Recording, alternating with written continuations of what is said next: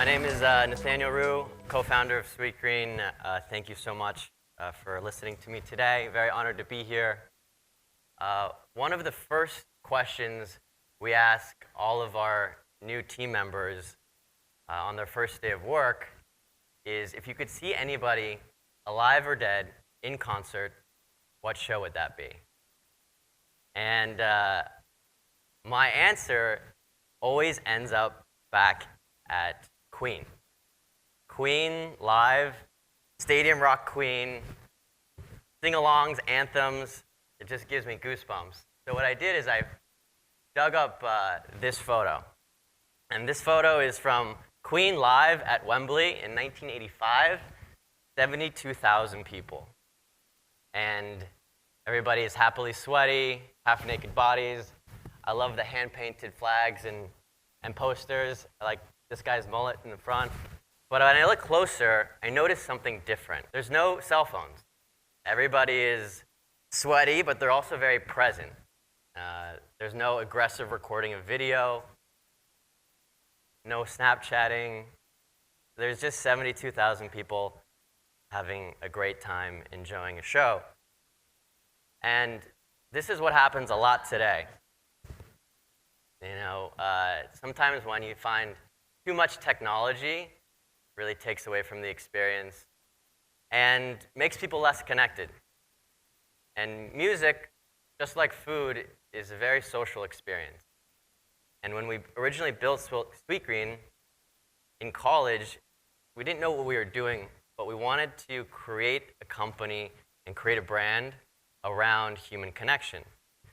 And today, Sweetgreen is 43 restaurants in 8 different cities. But it's really important that as we grow and as we continue to grow, we scale what we call intimacy. And as a chain, it's really easy to feel like just a Sweetgreen, and it's our job as founders to really make sure it feels like your Sweetgreen. And so there's 3 ways you really think about building intimacy at scale. The first is what we call, or I like to call, following Mother Nature's lead. Things heard around the office: trust the seasons, taste the season. And we do that because we realized from the very beginning we had to embrace evolution. Our stores today look much different than our stores did in 2007. And we do that with what we call modularity in design. This is our menu from 2007, and this is our menu now. And when we started Sweetgreen, we had salads, we had wraps, we had frozen yogurt. And today, 9 years later, we have a true seasonal kitchen, a menu that changes 5 times a year with the seasons. And it actually isn't a menu at all. It's more of what we call a seasonal framework that allows us flexibility, but also allows us a platform for future innovation. So here, modularity is really important, even in food. Same goes with the way we design our stores. These are a group of our stores ranging from Boston to New York to LA. And we really think about how we build flexibility when we build our stores. From the kitchen equipment. The kitchen equipment and this front line actually is like our retail merchandising storefront. We think of ourselves more as like a fashion retailer than we do a restaurant business, because things change just like the seasons do. So every time new food comes on our menu, we have to re-merchandise them on our front line, which is kind of like our storefront. Our menu boards are intentionally flexible. We can interchange them when new menu items come out, the seasons change, prices change, and they're very easy to swap in and out.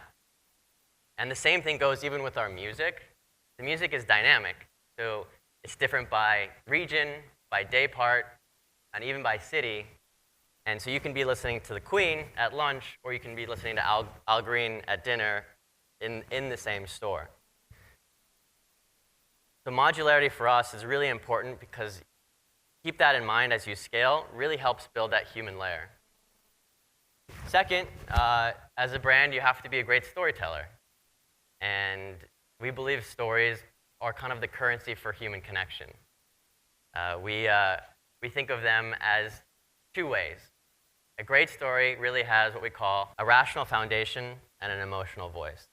And what we call at Sweetgreen, that intersection of both style and substance. And a lot of that today is found in some of the collaborations we do. So the first one we did last year is with one of our mentors and chef friends, Dan Barber. He has a restaurant called Blue Hill, and he had a concept called The Wasted, where he wanted to spread awareness about food waste, because 40% of the things that we buy actually go in the trash. And so to do that, he created a campaign, and we partnered with him to create what we call the Wasted Salad, where it had kale stems, carrot shavings, cabbage cores, ends of breads, and everything that we used as scraps that we would normally throw away, we put into a salad. We branded it, and within the first month, it became one of the most popular menu items on the Sweetgreen menu. So it goes to show you that you can take something as serious as food waste, but have fun with it, with the style to make it more relevant to the everyday consumer. We also partnered with somebody else. He's played at our music festival. His name's Kendrick Lamar. He's a musician, and we created a Beats Don't Kill My Vibe salad. And it was really cool. So we actually went to him. We said, listen, you're playing our music festival. We have this program about education in schools. Teach kids about the basics of nutrition. Will you help us create awareness around it? We'll donate profits of the salad to the charity as long as you partner with us and we create the salad together. And he was totally about it. And again, put it on the menu, and it became the #1 most popular salad that season. So it's that intersection of things that are impactful, but also making sure that things make sense and are lighthearted for people to really stay relevant. The third thing, really, that we focus on at Sweetgreen is, in the age of technology, it's really easy just to think about transaction over transaction. And we like to say we prefer to be tech-enhanced, but not tech-dependent. And technology is a scary thing, especially for a restaurant brand that prides itself on human connection. So even though we're focused on innovation and evolving ourselves, we want to make sure that we can create experiences with technology that don't undermine the actual in-store experience. And so a lot of people always ask us, why don't you deliver? And even though delivery may one day be on the docket in the future, there was a conscious decision not to do it. We wanted to make sure that we could create an experience and innovate differently.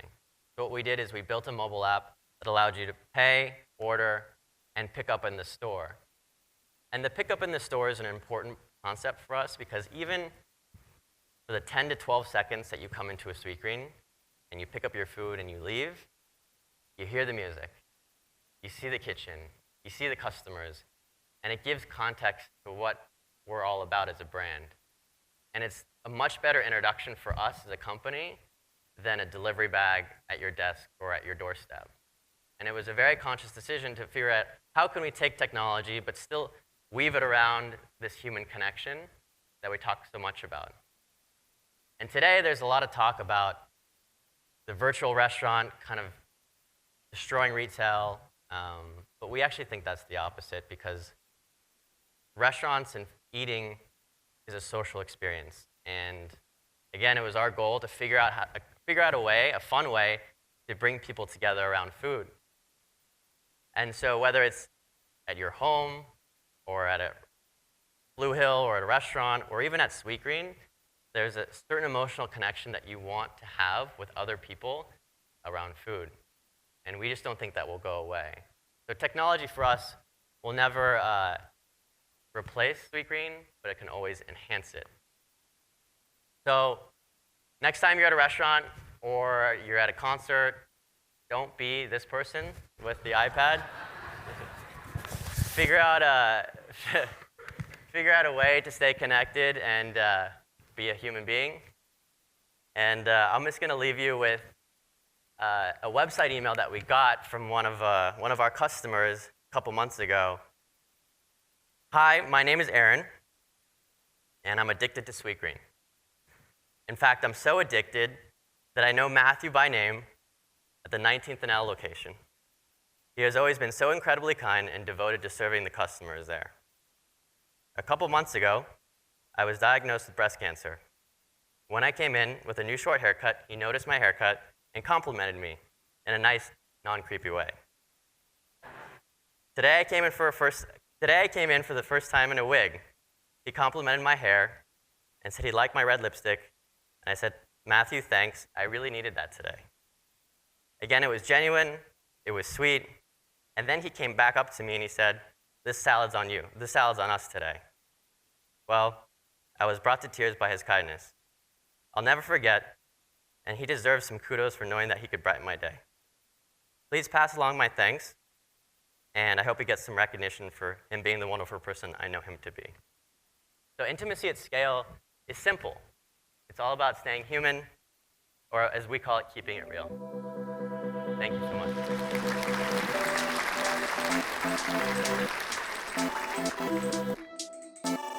much.